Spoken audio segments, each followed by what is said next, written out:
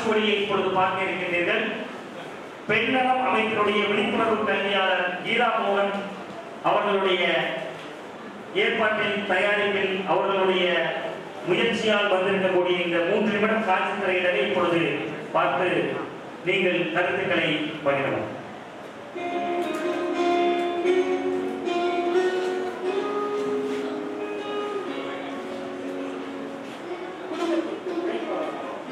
குடும்பத்தை காப்பதற்காக குடும்பத்தை நிறைவாக அழகாக அமைப்பவர்களாக அவன் ஆரோக்கியத்தை யார் பார்க்கிறார்? கட்சி பெண்கள் 22 இந்தியா வருஷத்தில் 1,30,000 பெண்கள் கருப்பை வாய்ப்பு நிறைய புற்றுநோய் சில பேர்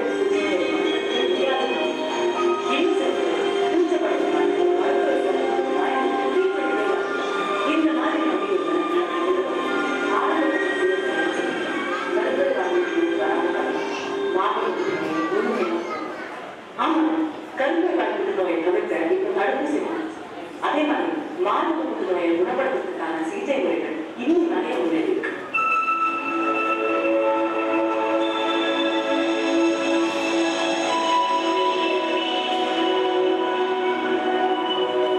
பெண்ணலம் என்ற அமைப்பில் கருப்பை வாய் புற்றுநோய், மார்பக புற்றுநோய், சர்க்கரை கட்டண சிகிச்சைக்கு ஆலோசனை அளிக்கிறார். புற்றுநோய் பற்றி விழிப்புணர்வு தரப்படும் பெண்களை காப்பாற்றுவதா பெண்ணலத்தோட முக்கியமான பெண்களுக்கு பெண் மருத்துவர்களை சிகிச்சை அளிக்கிறதா பெண்ணலத்தோட சிறப்பாக. இது மட்டும் இல்லாமல் பெண்ணலுக்கு சிகிச்சைக்கு அப்புறம் கவனிப்பும் தன்னம்பிக்கையும் அளிக்கிறார். மார்பக புற்றுநோய் அழிவு, மார்பக காம்புகளில் இருந்து ரத்தத்துடன் தந்த கசிவு, அப்புள் அல்லது மார்பகத்தில் கட்டி இருக்கிறதால் மார்பகத்தில் ஏற்படும் சுருக்கம், மார்பக காம்புகள் உள்ளிட்டுக் கொள்ளும் மார்பக அமைப்பில் ஏற்படுவார். இது அறிகுறிகளுக்கான சர்டிபிகேட் ரெகுலரா செக்அப் பண்ணிடுங்க. ஏன்னா நீங்க செய்யற அந்த மேமோகிராம் டெஸ்ட்ல ஒரு சின்ன அறிகுறி இருந்தாங்க மார்பக புற்றுநோய் ஸ்டேஜ் 0ல இருக்கிறது. கருப்பை வாய் புற்றுநோய்க்கான காரணங்கள்: மாதவிடாய் காலங்களில் அதிகப்படியான உயிரிழப்பு, மாதவிடாய்க்கு இடைப்பட்ட நாட்களில் உயிரிழப்பு, மாதவிடாய் சுழற்சி நின்றதின் உயிரிழப்பு.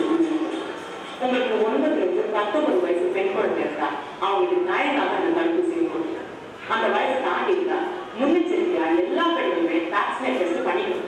பெண்களுக்கு உங்களுக்கு உதவி காத்து நீங்க ஒரு நல்ல அப்பா பாருங்க, சகோதரர் கணவனாக எப்படி உங்க வீட்டு பெண்கள் நலத்துல நீங்க அக்கறை காட்டும்போது குடும்பத்துக்காக உழைக்கலாம்.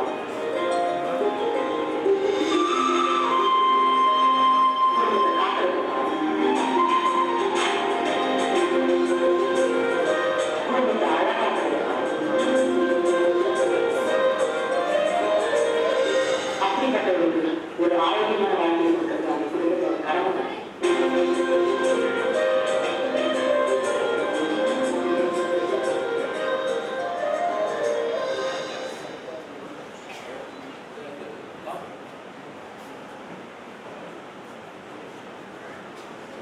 தொடர்ந்து ஹோலிகிராஸ் கல்லூரியினுடைய பிரிவுரையாளர் ஜெனி படுவா இப்பொழுது மியூசிக் துறையில் கலக்கிக் கொண்டிருக்கின்றார். தொடர்ந்து பெண்கள் மற்றும் சமூக பணிகளில் ஈடுபட்டுக் கொண்டிருக்கும் ஜெனி படுவா இப்போது உங்களோடு. வணக்கம். இன்னைக்கு இவ்வளோ லேடிஸை சேர்த்து பார்க்கும்போது வெரி ஹாப்பி. பிகாஸ் இதில் ஒரு 500 பேர் இருப்பீங்க எல்லாத்தையும். இந்த 500 பேருக்கு நான் சொல்லக்கூடிய விஷயம் நீங்கள் ஒரு 5 பேருக்கு வீட்டில் போய் சொன்னீங்க அப்படின்னு இருந்தா 2500 பெண்களுக்கு உபயோகமாக இருக்கும். அண்ட் அவங்க வீட்டில் உள்ள லைஃப் ஸ்டைல், அதாவது வாழ்க்கை முறையை சேஞ்ச் பண்ணதுக்கு ஹெல்ப்ஃபுல்லாக இருக்கும். கேன்சரை அவாய்ட் பண்ணதுக்கு நம்ம என்னெல்லாம் செய்ய முடியும் அப்படின்னு. ஸோ கேன்சர் அப்படின்னு அந்த வேர்டு ரொம்பவே பயங்கரமானது. நம்ம ஒரு ஆளுக்கு கேன்சர் இருக்குது அப்படின்னு சொன்ன உடனே அவங்களோட ஃபீலிங் ஒரு தூக்கு தண்டனை கைதியை தூக்கு தண்டனைக்கு விதிச்சாச்சு. ஸோ தட் இனி அவங்களை எப்போ போல போகிறாங்க அது தெரியாது. ஆனால் கண்டிப்பாக அவங்களுக்கு சாவு கிட்ட வந்துட்டு. ஸோ இந்த மாதிரி ஒரு ஃபீலிங் தான் இருக்கும். ஸோ இது அவங்க மட்டும் கஷ்டப்பட மாட்டாங்க, அவங்க கூட இருக்கக்கூடிய அவங்களோட family members every one neighbours எல்லாருமே ரொம்ப கஷ்டப்படுவாங்க. ஸோ இந்த மாதிரி ஒரு வேதனையை நம்ம கண்ணால் பார்த்துட்டு இருக்கும்போது இதை ப்ரிவென்ட் பண்ணதுக்கு நம்மளால ஏதாவது கொஞ்சம் விஷயம் செய்ய முடியுமா அப்படின்னு சொல்லி பார்க்கலாம். இப்போ ஸோ அதை இப்போ நம்ம பார்க்க போகிறது வந்து நம்மளோட லைஃப் ஸ்டைல், அதாவது வாழ்க்கை முறைகளை சேஞ்ச் பண்ணி மாறுதல் செய்தால் நமக்கு கேன்சரை ஸ்டாப் பண்ண முடியும், அதை ப்ரிவென்ட் பண்ண முடியுமா அப்படின்னு பார்ப்போம். ஸோ ஃபஸ்ட்டு வந்து வாழ்க்கை முறையில், அதாவது நம்மளோட வாழ்க்கையில் வந்து நம்ம பண்ணக்கூடிய ஒவ்வொரு சின்ன விஷயங்கள், ஈவன் சாப்பாடை நினச்சி பாருங்க. முதல்ல நமக்கு சாப்பாடு எங்கேருந்து வரும்? நம்ம அம்மாவோட வயிற்றுக்குள்ளே இருக்கக்கூடிய டைமில் அம்மா சாப்பிடக்கூடிய உணவு அவங்களோட தொப்புள் கொடி வழியாக நமக்கு வந்து சேரும், இல்லை அந்த வயிற்றுக்குள்ளே இருக்கக்கூடிய அந்த குழந்தைக்கு வந்து சேருது. ஸோ அந்த குழந்தைக்கு நம்ம கொடுக்கக்கூடிய சாப்பாடு ரொம்ப ஹெல்த்தியாக இருக்கணும் அப்படின்னு நம்ம நினைப்போம். ஆனால் நம்ம சாப்பிடக்கூடிய நிறைய காய்கறி சாப்பிடுங்க, நிறைய ஃப்ரூட்ஸ் சாப்பிடுங்க, பழங்கள்லாம் நிறைய சாப்பிடுங்கன்னு சொல்லுவாங்க. ஆனால் என்ன ஆகுது, அந்த ஃப்ரூட்ஸ்லேயும் அந்த காய்கறிகள்லையும் ஏகப்பட்ட பூச்சி மருந்து அடிச்சிருப்பாங்க. ஸோ இந்த பூச்சி மருந்து எல்லாம் சேர்த்து நம்ம யாருக்கு கொடுக்கோம்? தொப்புள் கொடி வழியாக நம்ம வயிற்றுக்குள்ள இருக்கக்கூடிய நம்மளோட குழந்தைக்கு கொடுக்கும்போது விஷத்தை நம்ம குழந்தைக்கு நம்ம ஊட்டிகிட்டு இருக்கோம். அப்போ கேன்சர் எப்படி வராமல் இருக்கும்? ஸோ நெக்ஸ்ட் வந்து லைக்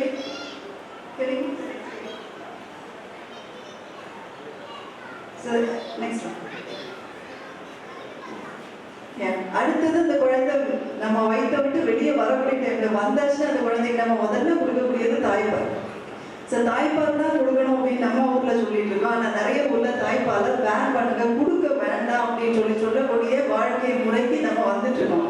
ஏன் அப்படின்னா இப்போ நீங்க ஜப்பானை பார்த்தீங்கன்னா ஜப்பான்ல பயங்கரமான கதிர்வீச்சு, வேற நிறைய கண்ட்ரிஸ் பார்த்தீங்கன்னா பெஸ்டிசைட், அதாவது வந்து பூச்சிக்கொல்லி மருந்து வந்து நிறைய யூஸ் பண்ணிட்டு இருக்கனால அம்மா கிட்ட இருந்து வரக்கூடிய அந்த தாய்ப்பால் வந்து அந்த கதிர்வீச்சோட கண்டென்ட், அந்த அமௌண்ட் ஆஃப் ரேடியோ ஆக்டிவிட்டி வந்து ரொம்ப ஹை, ரொம்ப அதிகமாக இருக்கு. ஸோ இப்போ அது வந்து குழந்தைக்கு நாங்கள் கொடுக்கக்கூடிய டைம்ல என்ன ஆகும்? குழந்தைக்கு உடம்புலையும் விஷம் தான் உள்ள போகும். ஸோ இது வந்து அந்த குழந்தையோட செல்ஸ் வந்து பாதிச்சு அதுக்கு மியூட்டேஷனை காஸ் பண்ணலாம் அப்படின்னு சொல்லியிருந்தேன். நமக்கு பிளட்டை வந்து எப்படி டெஸ்ட் பண்ணுவாங்களோ இதே மாதிரி மில்க் டெஸ்ட், அதாவது அம்மாவோட தாய்ப்பாலை டெஸ்ட் பண்ணி அதில் எந்த ரேடியோ ஆக்டிவிட்டியோ பெஸ்டிசைடோ இல்லை அப்படின்னு சொல்லி நம்ம கன்ஃபார்ம் பண்ணதுக்கு அப்புறம் தான் நம்மளால வந்து அந்த பேபிக்கு பால் கொடுக்கலாம் அப்படின்னு சொல்லி 100% இது பண்ணிட்டாங்க. ஸோ நெக்ஸ்ட் அப்புறம் இப்போ வந்து கேன்சர் எப்படி உருவாகுது அப்படின்னு சொல்லி நான் இப்போ உங்ககிட்ட ரொம்ப சிம்பிளிஃபை பண்ணி சொன்னேன் அப்படின்றது அவங்களுக்கு புரியும், எப்படி நம்மளால அவாய்ட் பண்ணலாம், அதை ப்ரிவென்ட் பண்ணலாம் அப்படின்னு சொல்லி. ஸோ ஃபர்ஸ்ட் இப்போ யோசிச்சு பாருங்க, ஒரு அப்பா இருக்காங்க, ஒரு அம்மா இருக்காங்க. அப்பா கிட்ட இருந்து வரக்கூடிய உயிரணுக்கள், அம்மா கிட்ட இருந்து வரக்கூடிய கருமுட்டை. ஸோ இந்த உயிரணுக்கள் வந்து என்ன கொண்டுட்டு வரும் அப்படின்னா அந்த அப்பா பற்றின இன்ஃபர்மேஷன், அப்பா பற்றின தகவல்கள், அப்பாவுக்கு கை எவ்வளோ நீளமாக இருக்குது, கால் எவ்வளோ நீளமாக இருக்குது, எவ்வளோ ஹைட்டாக இருக்காரு, அவருக்கு என்ன நோய் இருக்குது, அவங்க அப்பாவுக்கு பற்றின இன்ஃபர்மேஷன். ஸோ அந்த அப்பாவோட ஃபேமிலி ஹிஸ்ட்ரி அந்த உயிரணுக்குள்ளாடி இருக்கு. இதே மாதிரி அம்மா பற்றின இன்ஃபர்மேஷன் எங்கே இருக்கும் அப்படின்னா அந்த கருமுட்டைக்குள்ளாடி இருக்கு. இதெல்லாம் வாட் ஹேப்பன்ஸ், ஏதோ ஒரு சில காரணங்கள்னால இதில் இருக்கக்கூடிய இன்ஃபர்மேஷன் ஒரு சின்ன போர்ஷன், ஒரு சின்ன ஒரு இன்ஃபர்மேஷன் இல்லாமல் போச்சுன்னு வச்சுக்கோம். இப்போ அந்த கையை பற்றின இன்ஃபர்மேஷனும் காலை பற்றின இன்ஃபர்மேஷனும் அழிஞ்சு போச்சு. இப்போ என்ன நடக்கும்? அந்த பிறக்கக்கூடிய பேபிக்கு வந்து கையும் இருக்காது, காலும் இருக்காது. ஆனால் இந்த எல்லா இன்ஃபர்மேஷனோட வரக்கூடிய பேபி இந்த சைடில் இருக்கு பாருங்க, அது ஒரு ஹெல்த்தி பேபியா நல்ல ஒரு குழந்தையா வரும். ஸோ இது வந்து இது எதனால அப்படின்னு நான் சொல்லித்தரேன். இதே மாதிரி இந்த குழந்தை வந்து வளர்ந்து அந்த செல் டிவைட் ஆகும் அப்படிதான், அந்த 2ஆ டிவைட் ஆகி 4ஆ டிவைட் ஆகி 8ஆ டிவைட் ஆகி இப்படி வரக்கூடிய டைம்ல ஒவ்வொரு செல்லுக்கும் வந்து விதின்னு ஒன்று இருக்கு. அந்த செல் காதா மாறணும், இந்த செல் காலா மாறலாம், இன்னொரு செல் கண்ணா மாறணும், இப்படின்னு சொல்லி அதுக்கு அந்த ஃபேட் கொடுத்துருக்காங்க, விதி. ஸோ இந்த செல் வந்து இப்படி மாறும்போது அதுக்கு இன்னொன்னும் சொல்லி கொடுத்துருக்கோம். அந்த செல்லுக்குள்ள இன்ஃபர்மேஷன் இருக்கும். இந்த செல் அந்த டிவைட், அதாவது வந்து பெருகி இவ்வளோ சைஸுக்கு தான் வளரலாம், அதாவது ஒரு காது இவ்வளோ பெருசாக தான் வரணும், இதுக்கு மேலே வளரக்கூடாது. அதே மாதிரி இப்போ முடியை பார்த்தீங்கன்னா முடி நீளமாக வளர்ந்துட்டே இருக்கும், நம்ம வாழ்க்கை பூரா வளர்ந்துட்டு இருக்கோம், நகம் வளர்ந்துட்டே இருக்கும். ஆனால் கண்ணு வளர்ந்துட்டே இருக்காது, மூக்கு வளர்ந்துட்டே போகாது. அது எதனால அப்படின்னு யோசிச்சீங்கன்னா that is because of fat. இந்த செல்லுக்கு ஒரு ஃபேட் தான். ஸோ இப்படி இருக்கக்கூடிய ஒரு செல், இது நம்மளோட செல்லை எடுத்துக்கோங்க. இதில் ஒரு செல்லுக்கு வந்து திடீர்னு ஒரு மியூட்டேஷன், அதாவது மாறுதல் ஏற்பட்டு அதில் இருக்கக்கூடிய இன்ஃபர்மேஷன் இல்லாமல் போயிட்டு அப்போ என்ன நடக்கும்? அந்த செல்லுக்கு தெரியாது அதுக்கப்புறம் நான் எவ்வளோ வளரணும், இதுக்கப்புறம் நான் வளரக்கூடாது அப்படின்னு சொல்ல இன்ஃபர்மேஷன் அந்த செல்கிட்ட இல்லாமல் போயிருக்கு. ஸோ நவ் வாட் ஹேப்பன்ஸ், இந்த செல் ஒரு சொல்படி கேட்காத ஒரு குழந்தை மாதிரி அது பாட்டுக்கு சுத்தம், அது பாட்டுக்கு வளரும், யார் சொன்னாலும் கேட்காது. ஏன்னா அதுக்கு தான் ரூல்ஸ் கிடையாது, ரெகுலேஷன் கிடையாது. அப்படி பிரிஞ்சு 2 4 10 டிவைட் ஆகி வரும்போது அது ஒரு டியூமரா இல்லை ஒரு கேன்சரா மாறதுக்கு உள்ள வாய்ப்பு நேரம். இப்படிதான் ஒரு கேன்சர் செல், ஒரு கேன்சர் ஃபார்ம் ஆகுது இப்படிதான். ஸோ அப்போ இந்த மியூட்டேஷன் அப்படின்னு சொன்ன இந்த மாறுதல் வந்து எதனால வருது அப்படின்னு பார்த்தா,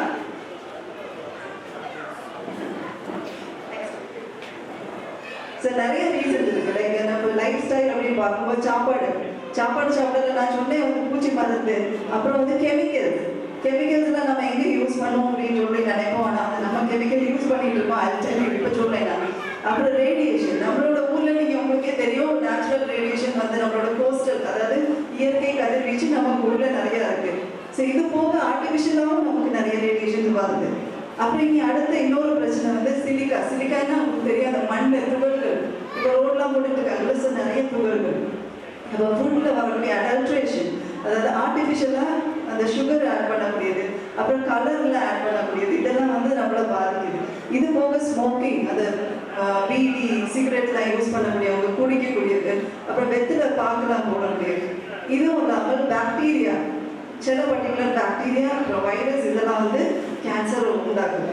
அப்புறம் இமோஷனல் ப்ராப்ளம்ஸ், இப்போ மேம் சொன்னாங்க லைக் அந்த ஸ்ட்ரெஸ் வந்து நமக்கு வந்து ப்ராப்ளம் காஸ் பண்ணும் அப்படின்னு. So this is one major factor. Okay, so இப்போ வந்து கெமிக்கல்ஸ் நமக்கு எப்படி அஃபெக்ட் பண்ணணும்னா, இப்போ நம்ம பிளாஸ்டிக் எடுத்துக்கோம். பிளாஸ்டிக் ஒரு ப்ராப்ளம் இல்லைன்னு இருந்தா அந்த பிளாஸ்டிக்கை செய்யறதுக்கு அவங்க வந்து ஒரு நிறைய கெமிக்கல்ஸ் யூஸ் பண்ணாங்க. எதுக்கு அப்படின்னா அந்த பிளாஸ்டிக்கோட கட்டித்தன்மை, அதாவது ஹார்ட்னஸ் இன்க்ரீஸ் பண்ணதுக்கு அதில் வந்து பிபிஏ பைஸ்பீனால் ஏ அப்படின்னு சொல்லிட்டு ஒரு கெமிக்கல் ஆட் பண்ணுவாங்க. ஸோ இந்த கெமிக்கல் வந்து பொம்பளைகள், பெண்களுக்கு மிக கூடிய ஒரு கெமிக்கல். பிகாஸ் இது என்ன பண்ணும் அப்படின்னா நம்மளோட உடம்புல இருக்கக்கூடிய ஹார்மோன்ஸ் வந்து இம்பேலன்ஸ் பண்ணி விட்டுரும். எஸ்பெஷலி அந்த ஈஸ்ட்ரோஜன், இந்த ஹார்மோனுக்கு பேர் இந்த பிபிஏவோட இன்னொரு பேர் எஸ்ட்ரோஜன் மிமிக்கிங் ஹார்மோன். மிமிக்கிங்னு தெரியும், மிமிக்ரி பண்ணுவாங்க, ஒரு ஆள மாதிரி இன்னொருத்தங்க நடிக்குது. இதே மாதிரி இந்த பிபிஏ உள்ள போனதும் அது வந்து ஈஸ்ட்ரோஜன் மாதிரி நடிக்கும். ஸோ நம்மளோட உடம்புல ஈஸ்ட்ரோஜன் கண்டென்ட் வந்து அதிகமான மாதிரி ஒரு லெவலுக்கு வருது. ஸோ நான் வாட் ஹேப்பன்ஸ், ஈஸ்ட்ரோஜனோ இல்லைன்னா ஏதாவது ஒரு ஹார்மோனோ அதிகமானாலே அந்த இடத்துல கேன்சர் வர்றதுக்கு நிறைய சான்சஸ் கூட. ஸோ நான் அப்போ நமக்கு வந்து நிறைய நீங்கள் பார்த்துருப்பீங்க, நிறைய பொம்பளைகளுக்கு வந்து மார்பக புட்டு கிடையாது, ஜஸ்ட் அதை எப்படி சொல்ல ஒரு சின்ன கட்டி மாதிரி வரும். ஸோ கட்டி வந்த உடனே டாக்டர் கிட்ட போனால் டாக்டர் அந்த கட்டியை ரிமூவ் பண்ண சொல்லுவாங்க. ரிமூவ் பண்ணிட்டு வந்து ஒரு 2 months 3 months கழிச்சதும் 3 மாதம் கழிச்சு திருப்பியும் அந்த கட்டி வரும் இன்னொரு இடத்துல. ஸோ இந்த கட்டியை ரிமூவ் பண்ணோம், திருப்பியும் வரும். அப்போ நம்ம உடனே யோசிச்சு பார்க்கணும், நம்ம வந்து நம்மளோட வாழ்க்கை முறையில் ஏதோ ஒரு பிரச்சனை இருக்கு. லைக் ஃபார் இன்ஸ்டன்ஸ் உங்கள் வீட்டில் வந்து ஒரு வேளை சின்டெக்ஸ் டேங்கில் தண்ணி பிடிச்சிட்டு இருப்பீங்க மேலே, வீட்டுக்கு மேலே. ஸோ இந்த சின்டெக்ஸ் டேங்க்ஸ் என்ன ஆகும்? ஸோ நான் வந்து like I was telling you, oestrogen வந்து அதிகமாக போகுது. அது வந்து பிபிஏ பைஸ்பீனால் ஏ அந்த கெமிக்கல் உடம்புல வந்து அதிகமாகும்போ நமக்கு வந்து சிஸ்ட் வரக்கூடிய வாய்ப்பு அதிகமாகுது அப்படின்னு சொன்னேன். ஸோ அப்போ நம்ம வந்து நம்மளோட லைஃப் ஸ்டைல், அதாவது நம்மளோட வாழ்க்கை முறையில் வந்து இந்த பிபிஏ நம்ம உடம்புக்குள்ள போக மாதிரி என்ன சாப்பாடு சாப்பிட்டுட்டு இருக்கோம்னு சொல்லி நம்ம ஐடென்டிஃபை பண்ணால் இந்த சிஸ்டம் வந்து நம்மளால ஓரளவுக்கு கட்டுப்படுத்த முடியும். இது மட்டும் இல்லை, வேறையும் இந்த பெஸ்டிசைடோ எதுவுமே நம்மளோட ஹார்மோன் லெவல்ஸை இன்க்ரீஸ் பண்ண, அதிகரிக்க வைக்கக்கூடிய எந்த ஒரு விஷயம் நம்ம சாப்பிட்டுட்டு இருக்கோம் இல்லை நம்ம உடம்புக்குள்ளே போகுதோ அதை வந்து நம்மளால ஸ்டாப் பண்ண முடியாது. ஸோ இது நம்ம தான் கண்டுபிடிக்கணும். ஸோ இதுக்கு வந்து இப்போ பிளாஸ்டிக் எப்படி உடம்புக்குள்ளே போகும், அந்த பிபிஏ எப்படி போகுது அப்படின்னா, நான் சொன்னேன் அந்த சின்டெக்ஸ் டேங்க் மேலே வச்சுருப்பாங்க. அந்த சின்டெக்ஸ் டேங்கில் வந்து அதை செய்திருக்கக்கூடிய பிவிசின்னு ஒரு மெட்டீரியல். ஸோ அந்த பிவிசியில் இருந்து அந்த கண்டென்ட் தண்ணிக்குள்ளே இறங்கிச்சு அப்படின்னா அது வந்து திருப்பியும் பிளாஸ்டிக் பைப்பு வழியாக தான் வருது. ஸோ இது சூடாகும் என்ன ஆகும் அப்படின்னா அது வந்து தண்ணிக்குள்ளே கலந்து நம்ம உடம்புக்குள்ளே போகுதுடும். இதே மாதிரி தான் இந்த ரோட் சைட்லலாம் வந்து பரோட்டா கடை அங்கெல்லாம் வந்து கறி எல்லாமே பேக்கெட் அடைச்சி கொடுப்பாங்க, சூடாக கட்டி கொடுப்பாங்க. ஸோ அப்போ அந்த பிளாஸ்டிக்கில் இருக்கக்கூடிய கண்டென்ட்டும் கெமிக்கல்ஸும் இந்த கறிக்குள்ளே இறங்கி நம்ம உடம்புக்குள்ளே தான் போகும். இப்படி நிறைய விஷயங்கள் நம்மளே யோசிச்சு பார்த்தோம்னா நமக்கு புரியும். ஸோ இப்போ இதில் வந்து நிறைய பிளாஸ்டிக் நம்மகிட்ட இருக்கும். அதில் வந்து எதில் பிபி இருக்கு இல்லை அப்படின்னு சொல்லி நமக்கு தெரியணும் அப்படின்ட்டு இருந்தால் அந்த கண்டெய்னரோ இல்லைன்னா வந்து பாட்டிலுக்கு கீழே நீங்கள் பார்த்தீங்கன்னா ஒரு முக்கோண வடிவில் அந்த ஒரு சிம்பிள் இருக்கும். அதுக்குள்ளாடி 1லேருந்து 7 வரைக்கும் நம்பர்ஸ் போட்டிருப்பாங்க. அதில் வந்து இதை சொல்லியிருக்கக்கூடிய 2, 4, 5 போட்டிருந்தது அப்படின்றது தான் அந்த பிளாஸ்டிக் சேஃப். அது நம்ம யூஸ் பண்ணலாம். அது கேன்சர் காஸ் பண்ணக்கூடிய மாதிரிப்பட்ட எந்த மியூட்டேஷனும் காஸ் பண்ணாது அப்படின்னு அர்த்தம். ஸோ அதே மாதிரி தான் கெமிக்கல் பாய்சனிங் அப்படின்னு நான் சொன்னேன். இப்போ கெமிக்கல்ஸ் நம்ம எங்கே யூஸ் பண்ணணும் அப்படின்னு சொல்லி நம்ம நிறைய பேர் யோசிப்போம். ஆனால் நல்லா திங்க் பண்ணி பாருங்கள். வீட்டில் ஒரு மாங்காய் மரம், ஒரு மாமரம் இல்லைன்னா சக்க மரம், ரைட், பிளா மரம் இருக்கு அப்படின்னு இருந்ததுன்னா அதில் நிறைய முசுறு வரும். உடனே அந்த மாங்காய் பறிக்கணும் அப்படின்ட்டு இருந்தா அந்த வரக்கூடிய ஆள் என்ன பண்ணுவார், நிறைய டிடிடி அதாவது எறும்பு பொடியை மேலெல்லாம் தூவி வச்சுட்டு போயிடுவாங்க. ஸோ இந்த எறும்பு பொடி என்ன ஆகும், அதில் வந்து இது ஒரு high level of chemical which can cause அந்த மியூட்டேஷன் இன்சைட் யுவர் பாடி. உடம்புல வந்து மியூட்டேஷனை உண்டாக்குற தன்மை உள்ள ஒரு கெமிக்கல். இந்த மாதிரி நிறைய கெமிக்கல்ஸ் இருக்கு. ஆர்சனிக், இந்த மாதிரி ஒரு பெஸ்டிசைட் எடுத்தீங்க, பூச்சி மருந்து எடுத்தீங்கன்னா அந்த பூச்சி மருந்து பல கெமிக்கல் இருக்கும். சரி, ஒரு வீட்டில் என்ன அப்படின்னா அவங்க கிணத்துக்குள்ள கொஞ்சம் பூச்சி மருந்து கலந்துச்சு கிணத்து தண்ணியில். இந்த தண்ணியை குடிச்சிட்டே இருந்திருக்காங்க. அந்த தண்ணிக்குள்ள ஆர்சனிக் கண்டென்ட் இருந்ததுனால அந்த வீட்டில் உள்ள ஆளுக்கு கையில் வந்து ஸ்கின் கேன்சர் வருது. அந்த கையில் உள்ள செல்ஸ் மியூட்டேட் ஆகி ஸ்கின் கேன்சர் வந்து அந்த பிக்சர்